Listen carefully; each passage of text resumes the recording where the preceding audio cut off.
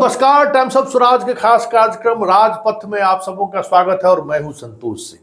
और आज हम राजपथ में चर्चा कर रहे हैं, मोदी जी देश को आप कहां ले जा रहे हैं, किस दिशा में ले जा रहे हैं। आज जो कुछ भी दिल्ली में हुआ है और जिस तरीके से दिल्ली में विपक्ष के नेताओं ने हुंकार भरा है, क्या यह सवाल उठना लाजमी नहीं है कि 10 वर्षों के शासनकाल में मोदी जी आप भ्रष्टाचार के खिलाफ जितनी भी कार्रवाइयां की हैं वो सारे की सारी कार्रवाई विपक्षी नेताओं पर हुआ है। ये मैं नहीं कह रहा, ये पूरा डाटा कह रहा है। और ऐसे भ्रष्ट लोग जिन पर जांच चल रहा था, जिन पर ईडी का छापेमारी हुआ था, जैसे ही वो आपके साथ आए वो सारी जांच एक ठहर सा गया। बहुत सारे लोगों को क्लीन चिट दे दिया गया, जैसे प्रफुल्ल पटेल को अभी क्लीन चिट मिला है 2 दिन पहले। तो विपक्ष का ये आरोप कि जो भी सवाल कर रहा है केंद्र की सरकार से, उसको आप जेल भेज रहे हैं। अरविंद केजरीवाल, इस देश के इतिहास में पहली बार हुआ होगा कि कोई मुख्यमंत्री इस तरीके के मामले में सीधे तौर पर जेल में भेज दिया गया। हेमंत सोरेन आपकी बात नहीं मानी, आप उनको जेल भेज दिए। अरविंद केजरीवाल आपकी बात नहीं मानी, आपने उनको जेल भेज दिया। दर्जनों नेता इस वक्त जेल में हैं, ईडी सीबीआई की जांच झेल रहे हैं।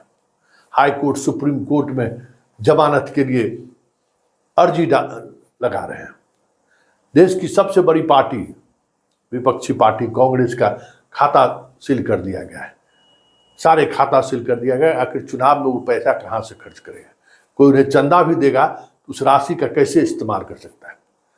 मतलब पूरी विपक्ष को आर्थिक तौर पर भी और कानूनी तौर पर भी इस तरीके से पंगु करने की कोशिश हुई है कि 2024 में इसी के सहारे चुनाव जीतने की कोशिश हो रही है, ऐसा विपक्ष का आरोप है। आज दिल्ली में सब कुछ रामलीला मैदान में कुछ इसी तरीके की बातें सामने आई है।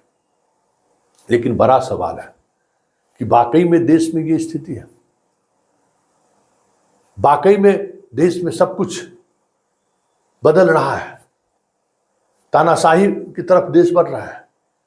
क्योंकि अगर अमेरिका ने सवाल खड़ा किया है यहाँ के केजरीवाल की गिरफ्तारी पर, यूएन ने जो जिस तरीके से टिप्पणी की है, जर्मनी ने जिस तरीके की टिप्पणी की है, भले ही हमारे देश की मीडिया कह रहे हो कि 5 घंटा तक उनकी हैसियत जता दी गई, वो कहने वाली बात है। चले थे अमेरिका को हैसियत जताने के लिए, अमेरिका ने कांग्रेस के खाता पर रोक लगाने के पर भी सवाल खड़ा कर दिया, यूएन ने सवाल खड़ा कर दिया। वैसे भी अगर आप आसपास के माहौल को अगर देखें तो गांव का चौकीदार भी कुछ इसी तरीके का भाषा बोलता है। गांव के चौकीदार का बॉडी लैंग्वेज या व्यवहार भी कुछ उसी दिशा की तरफ बढ़ रहा है। पंचायत सेवक का भी रुतबा कुछ उसी तरीके के देखने को मिलता है। भ्रष्टाचार चरम पर है, बेलगाम है अफसरशाही। ये सिर्फ बिहार की बात नहीं है, पूरे देश की बात है। और वो बेलगाम अफसरशाही को बिहार के लोग भी झेल रहे हैं। और उस पर सिर्फ नीतीश का ही बर्दाश्त प्राप्त नहीं है, सभी लोगों का बर्दाश्त प्राप्त है। क्योंकि वो जो है सत्ता और शासन व्यवस्था को की जो धमक होती है ना, उसका एहसास जनता को करा रही है। और यही तो शासक वर्ग चाहता है कि जनता डरी रहे। जहां से जिस जगह से आवाज उठे उस आवाज को दबा देना है। आज के पाठक के जुल्म के शिकार जितने लोग हैं, क्या उनका जुबान खुल रहा है? क्या जो भी जुबान खुलते हैं उस पर FIR दर्ज होता है, उनकी नौकरी खतरे में हो जाती है, उनका वेतन बंद कर देता है। ये प्रवृत्ति ऊपर से नीचे की तरफ आया है। और इसलिए बहुत सारी चीजें आप महसूस करके भी कुछ भी नहीं कह पा रहे हैं। लेकिन 140 करोड़ आबादी को जिस तरीके से आज दिल्ली में सारे विपक्षी पार्टियां एकजुट होकर अपनी बात रखा है, तो सोचना तो पड़ेगा। क्योंकि इस देश का मिजाज ये नहीं रहा है।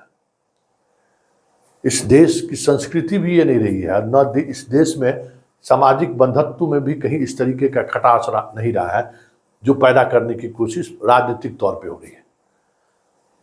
ये प्रवृत्ति बंगाल और केरल में लोगों ने देखा है और देखते भी आए हैं।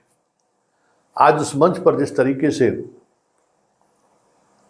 हेमंत सोरेन की पत्नी, अरविंद केजरीवाल की पत्नी बैठी हुई थी, क्या लगता नहीं है कि 2024 में सरकार जिसकी भी बने, चुनाव में जो भी परिणाम हो, लेकिन आने वाले समय में देश का मिजाज एक अलग दिशा में बढ़ता हुआ दिखे तो कोई बड़ी बात नहीं हो।